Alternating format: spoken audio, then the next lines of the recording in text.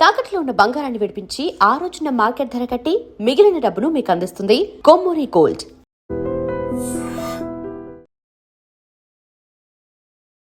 Hello viewers, welcome to iDream media.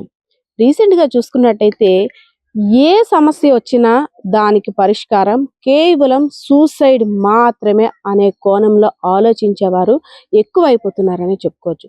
భార్య భర్తల మధ్య ఏదైనా తగాదా వస్తే దాన్ని సొల్యూషన్ చూపేందుకు ఇంట్లో పెద్దలు ఉంటారు, అదేవిధంగా పోలీసులు ఉన్నారు, లేదు ఫ్రెండ్స్ ఉంటారు. ఎవరితో షేర్ చేసుకున్నా వారి యొక్క సమస్యకి ఈజీగా సొల్యూషన్ దొరుకుతుంది. కానీ ఆ చిన్న లాజిక్ని ఆలోచించకుండా కేవలం సూసైడ్ చేసుకుంటే చాలు, నాకు ఇంకా కష్టాలు తొలగిపోతాయనే ఆలోచనలో బ్రతికేస్తున్నారు. ఈ సంఘటన చూసిన తర్వాత అయితే మాత్రం అర్థమవుతుంది.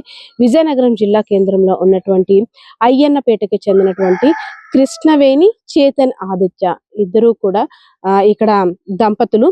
అదేవిధంగా చేతన్ ఆదిత్య పార్వతీపురం మన్యం జిల్లా నుండి 10 సంవత్సరాల క్రితం ఇక్కడికి వచ్చి కోర్టులో ఉద్యోగం నిర్వహిస్తున్నాడు.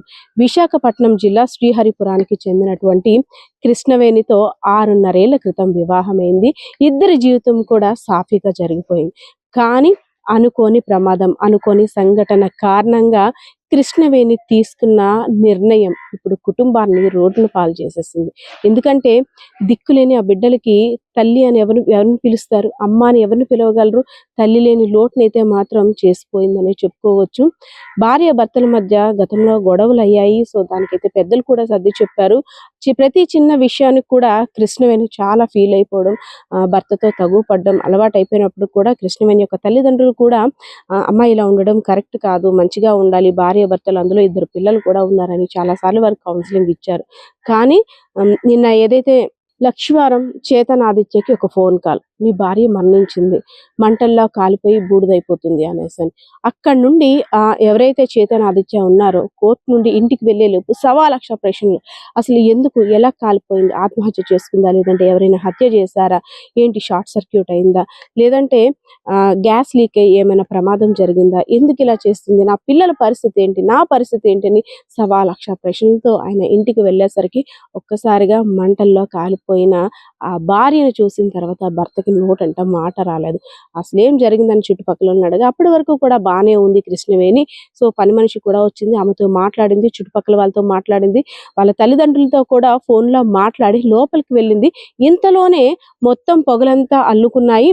ఆ ఆర్తనాదాలు, కేకలు కూడా వినిపించాయి. ఏంటని చూసేసరికి మంటల్లో కాలిపోతున్న కృష్ణవేణి చూసి వెంటనే ఫైర్ సిబ్బందికి సమాచారాన్ని ఇచ్చాం. వాళ్ళు వచ్చినప్పటికే జరగాల్సిందంతా కూడా జరిగిపోయింది.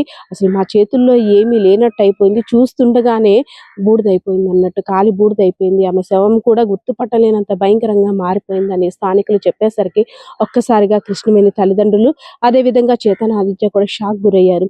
ఇంత చిన్న తగాదాలకు కూడా ఇలాంటి నిర్ణయం తీసుకోవడం వల్ల ఆమె యొక్క పిల్లల పరిస్థితి ఏంటని ఆలోచించినట్టయితే ఇప్పుడు ఆ పిల్లలు అమ్మ అమ్మ అని ఏడుస్తున్నారు. నేను ఎవరిని చూపించాలంటూ అక్కడ గుండెలు పగిలేలా రోధిస్తున్న భర్తను చూస్తే ప్రతి ఒక్కరు కూడా కనిపెట్టారు. అదేవిధంగా ఇప్పటి వరకు బాగానే ఉంది నా కూతురు, అప్పటి వరకు మాట్లాడింది, అలాంటిది ఇలాంటి డెసిషన్ తీసుకోవడం ఏమిటని తల్లిదండ్రులు ఆగమేఘాల మీద వచ్చి కూతురుని చూసేసరికి వారికి ఇంకా నోటంట మాట రాని పరిస్థితి అయితే కనిపించింది.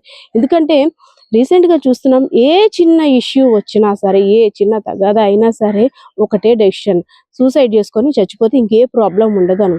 కానీ వారు నమ్ముకున్న పిల్లలు ఏమవుతారు, ఆ తల్లిదండ్రులు ఏమవుతారు, ఇంకా బోల్డ్ లైఫ్ లీడ్ చేసుకోవాలి.